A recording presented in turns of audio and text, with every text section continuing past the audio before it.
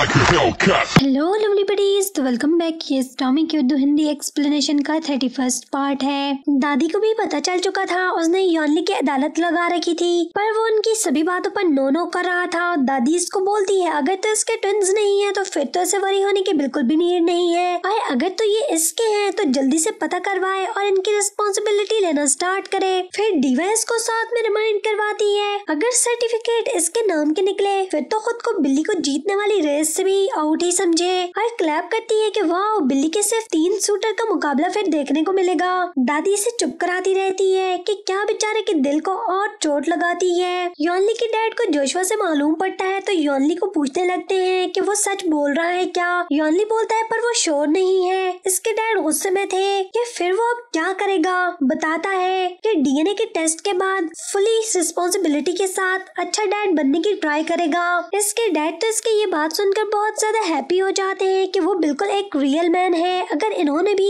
इस समय पर ऐसे ही इसकी मॉम को और उसे एक्सेप्ट कर लिया होता तो इनको और रिग्रेट न करना पड़ता। जोशुआ बेचारे ने जो आग लगाने के लिए सब बताया था, मगर डैड तो यॉनली से फिर से इम्प्रेस हो गए थे। बिल्ली यॉनली को इसका हाल पूछने के लिए टेक्स्ट करते करते तो दोबारा से डिलीट कर देती है, और फिर जैसे ही घर से निकलने लगती है आगे से एंडोय बाहर वेट कर रहा था, इसके लिए कॉफी और ब्रेकफास्ट लेकर आया था। वो इसको बताती है उसने अभी कुछ भी नहीं खाया है, तो बहुत ही अच्छे टाइम पर उसने एंट्री मारी है। फिर यॉनली को पूछती है कि वो उसके लिए वरीड है, और एंडोय का मुंह बनाते देख कर तो क्लियर करती है कि ऐसा वैसा कुछ नहीं है, बस एज अ फ्रेंड ही उसके लिए वरीड है, जानना चाहती है। फिर इसको बताता है कि अभी तो वो प्रॉब्लम में है, डीएनए के बाद ही पता चलेगा। फिर तभी एंडोय की नजर सामने वॉल पर लगे बट्स के बिंगो चार्ट पर पड़ते ही वो जल्दी से इसको छुपाने लगती है और उसको जल्दी से बाहर निकाल कर ले जाती है कि कुछ भी नहीं है। यॉनली फिर निक्की से मिलने, उससे बात करने उसके घर जाता है जो कि बहुत ही पुअर एरिया में रह रही थी। वहाँ के सभी बच्चे गंदे मैले कुचेले और ऐसे ही घूम फिर रहे थे, और उनकी मॉम्स वगैरह उनको डांट डपट खिला रही होती हैं। और फिर निक्की के घर के अंदर के हालात भी बाहर से कुछ अलग नहीं थे, बहुत ही खराब थे, पर वो यॉनली को वहाँ पर देखकर काफी ज्यादा हैप्पी थी कि वो बच्चों को एक्सेप्ट कर रहा है। मगर वो भी शाना था, उससे बोलता है कि ऐसे ही थोड़े ना करूंगा,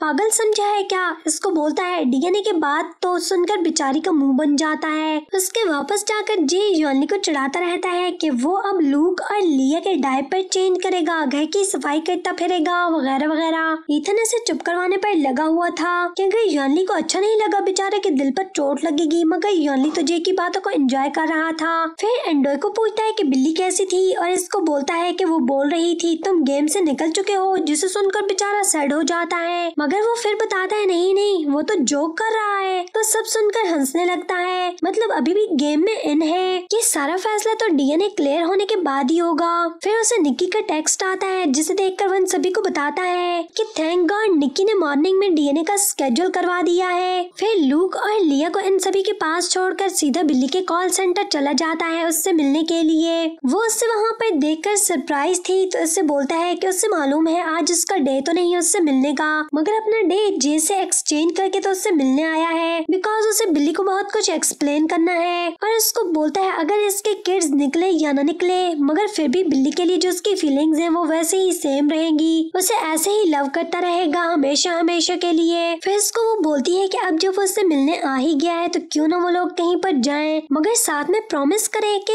वो मिस्टर खड़ूस वाली लुक्स उसे बिल्कुल भी नहीं देगा, तब उसके साथ जाएगी। फिर वो दोनों जब बाहर जाते हैं वो उसको ट्विंस के लिए सॉरी करने लगता है, तो इसको बोलती है कि डीएनए का रिजल्ट जो भी होगा तुम डैडी बनोगे या नहीं, मगर तुम याद रखना कि मेरे लिए हमेशा फ्रेंच फ्राइज की तरह ही रहोगे, जैसे पहले थे अब भी वैसे ही रहोगे, तो डोंट वरी। तो इसको पूछता है कि क्यों, ऐसा क्यों है। तो बोलती है बिकॉज तुम बाहर से स्नोब दिखते हो मगर इनसाइड बहुत ही थॉटफुल हो, जस्ट लाइक फ्राइज जो कि बाहर से बहुत ही ज्यादा हार्ड दिखती हैं मगर अंदर से मशी होती हैं। मुझे तो लगता है कि तुम्हारे किड्स बहुत ही ज्यादा लकी होंगे कि तुम उनके डैडी होगे, और मुझे विश्वास है कि तुम बहुत ही ज्यादा अच्छे डैडी बनोगे। इसकी बात सुनकर वो मुस्कुराता रहता है कि उससे इस पर इतना ज्यादा विश्वास है। फिर वो उससे अपनी फेवरेट फ्रेंच फ्राइज मांग रही होती है, पर वो उसे देने से इनकार कर देता है, जिस पर उसे झूठ मूठ की नाराज होकर वहाँ से चली जाती है। निक्की और यॉनली डीएनए टेस्ट के लिए जाते हैं, जिसका रिजल्ट इनको 1 वीक के बाद मिलना होता है। फिर निक्की बहाना लगाकर तो यॉनली को बेबीज पकड़ाकर रेस्ट रूम में चली जाती है, हालांकि वो बेचारा उसे बोलता भी रह जाता है कि बेबीज को कैरी करना उसे नहीं आता है, वो इन्हें नहीं संभाल पाएगा, मगर फिर भी फोर्सफुली उसको उसको देखकर तो वहाँ से चली ही गई थी। फिर बहुत देर के बाद जब वो तंग आ जाता है, जाकर वहाँ पर देखता है निक्की तो गायब थी और उस बेचारे को कुछ भी समझ नहीं आ रही थी। वो उसे फिर भी खोजने लगता है। वो बच्चों को इस पर छोड़कर वहाँ से फरार हो जाती है। फिर वो किड्स को अपने साथ यूनिट में ले जाता है। लोला को कॉल करता है हेल्प के लिए, मगर वो तो बहुत दूर थी, अपनी ओल्ड एज की कोई डेट शीट मना रही थी किसी के साथ। फिर वो अपनी मोम को कॉल करता है और उनको सारी सिचुएशन बताता है और इसकी मोम बोलती है वो तो ऑलरेडी इसकी सभी प्रॉब्लम से भागकर किसी और टाउन में चली गई हैं, तो वो वहाँ पर नहीं आ सकती हैं। इधर बेबीज रो रो कर इसका सर खाए जा रहे थे। उसे तो कुछ समझ में भी नहीं आता है। उसे तो बेबीज के बारे में कुछ भी ABC तक मालूम नहीं थी। फिर कुछ भी समझ में न आते देखकर तो बिल्ली को हेल्प के लिए कॉल लगाता है। उसे भी लगता है कि शायद कोई बहुत ही ज्यादा सीरियस प्रॉब्लम है, तो वो उसके पास भागी भागी चली जाती है। फिर बिल्ली जब उसके पास जाती है वो उसे अपनी समस्या के बारे में बताने लगता है। बिल्ली को तो वैसे भी उस बेचारे का उतरा हुआ फेस देखकर तो रहम आ ही जाता है। फिर बिल्ली इन बच्चों को सुलाकर उसके पास जाकर उससे निक्की के बारे में पूछने लगती है और इसे तो इसके बारे में कुछ भी मालूम ही नहीं था। फिर बिल्ली उसे बोलती है कि वो उसके फ्रेंड्स से पूछे कि वो कहाँ पर है, मगर यॉनली बताता है कि उसने सबसे पूछ लिया है, किसी को भी उसके बारे में कुछ मालूम नहीं है। बिल्ली फिर इससे इन बेबीज के डायपर और मिल्क वगैरह का पूछती है तो बोलता है उसे तो कुछ पता नहीं है। और निक्की भी यॉनली को बेबीज की सप्लाईज वगैरह कुछ भी नहीं देकर गई थी, जिस पर बिल्ली उससे बोलती है कि फिर तो इन्हें सबसे पहले बेबीज के लिए चीजें खरीद कर लानी होंगी, जिस पर दोनों बेबीज को अपने साथ लेकर तो चीजें लेने के लिए निकल जाते हैं। आज बिल्ली ने ईथन के साथ डेट पर जाना होता है। जब ईथन उसे कॉल करता है तो इसे यॉनली की कंडीशन के बारे में बताती है कि वो उसकी हेल्प करने के लिए वहाँ पर आई हुई है, तो आज उसके साथ नहीं जाएगी और उसे एक्सक्यूज कर लेती है कि आज वो यॉनली के साथ रहने वाली है। जिस पर तो ईथन उन दोनों को भी साथ में बताता है यॉनली की कंडीशन के बारे में। वो सभी के सभी लोग उनकी हेल्प करने के लिए वहाँ पर पहुँच जाते हैं। पर वहाँ पर आते हुए सभी लोग काफी ज्यादा शोर कर रहे थे और बोल रहे थे क्या हुआ बेबीज तो ठीक है ना। जिसको देखकर तो बिल्ली इनको चुप रहने के लिए बोलती है कि क्या स्टोर को सर पर उठा रखा है, इतनी मुश्किल से तो इन दोनों को सुलाया है, ये दोनों चुप हुई हैं। अगर फिर से रोने लगे ना तो मैं सब कुछ तुम लोगों पर छोड़ दूंगी, तो चुपचाप चीजें बाय करवाने में मेरी हेल्प करो। इधर जे तो मौका मिलते ही यॉनली की फिर से खाल उतारने लगता है। उसको बोलता है निक्की को भागने नहीं देना चाहिए था उसे, बल्कि इसके पीछे जाना चाहिए था। एंडोय और ईथन इस बेवकूफ को चुप करवाते हैं। बुद्धू ऐसे बताकर भाग थोड़ी ना रही थी। ऑफ कोर्स इस बेचारे को पता होता तो इसे ऐसे थोड़ी ना जाने देता। अब इसमें ये बेचारा तो कुछ नहीं कर सकता है सिवाय निक्की को खोजने के। कोंडो पर वापस जाकर बिल्ली इनको किड्स के मिल्क बनाने और डायपर चेंज करने के अलावा बाकी सभी इंस्ट्रक्शंस भी देने लगती है। जे डायपर चेंज करने वाली बात सुनकर फौरन से बोलता है ये वाला काम वो बिल्कुल भी नहीं करेगा।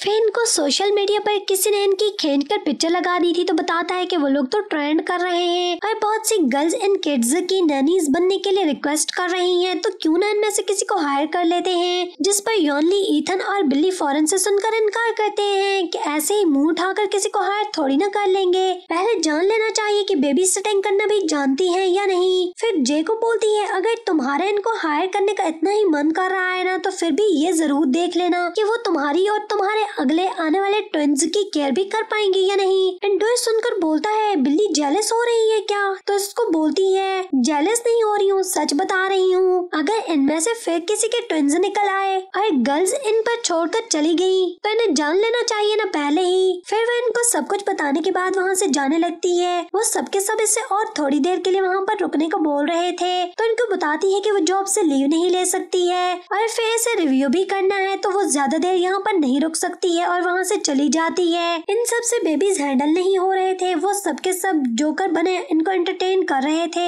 इनको फीड भी करवा चुके थे, डायपर भी चेंज करवा चुके थे, मगर वो किड्स फिर भी रो रो कर इनका सर खा रहे थे, तो उनको कुछ समझ में नहीं आ रहा था और सबके सब बोल रहे थे तौबा तौबा, बच्चे पालना तो बहुत ही ज्यादा डिफिकल्ट है यार। सब थक कर इकट्ठे ही फिर यॉनली के बेड पर सो जाते हैं। मॉर्निंग में यॉनली की जब आंख खुलती है तो निक्की उसको सॉरी कर रही थी कि वो अच्छी मम्मी नहीं बन सकती है, तो बच्चों को इसके पास छोड़कर कहीं और जा रही है, तो अब ऑलवेज बेबीज की केयर यॉनली ही करेगा। वो उसको बताना चाहता था कि वो इनको संभाल नहीं पा रहा है, मगर निक्की तो वहाँ से फरार हो रही थी। यॉनली से रोकता ही रह जाता है कि उसकी बात तो सुन ले, पर वो उसकी कॉल कट कर देती है। फिर ईथन और एंडोय की भी आंख खुल गई थी तो वो भी यॉनली की बात सुन चुके थे। बिल्ली ब्रेक में एंडोय को कॉल करती है। वो निक्की को बताता है कि वो फिर से फरार हो चुकी है और यॉनली की बात भी उसने नहीं सुनी है। फिर तभी एंडोय के पास यॉनली मिल्क लेने आता है और एंडोय फिर कॉल इसे पकड़ा देता है। बिल्ली योनली को बोलती है इसे किसी भी चीज की नीड हो या कुछ भी पूछना हो तो उसे कॉल कर सकता है किसी भी समय। फिर योनली वहाँ पर आए ईथन को कॉल पकड़ाता है और फौरन से बेबीज के पास भाग जाता है, जिस पर बिल्ली ईथन को बेबीज को शावर और बाथ देने का बताने लगती है। फिर लगा हुआ बिल्कुल एक ड्रामा था।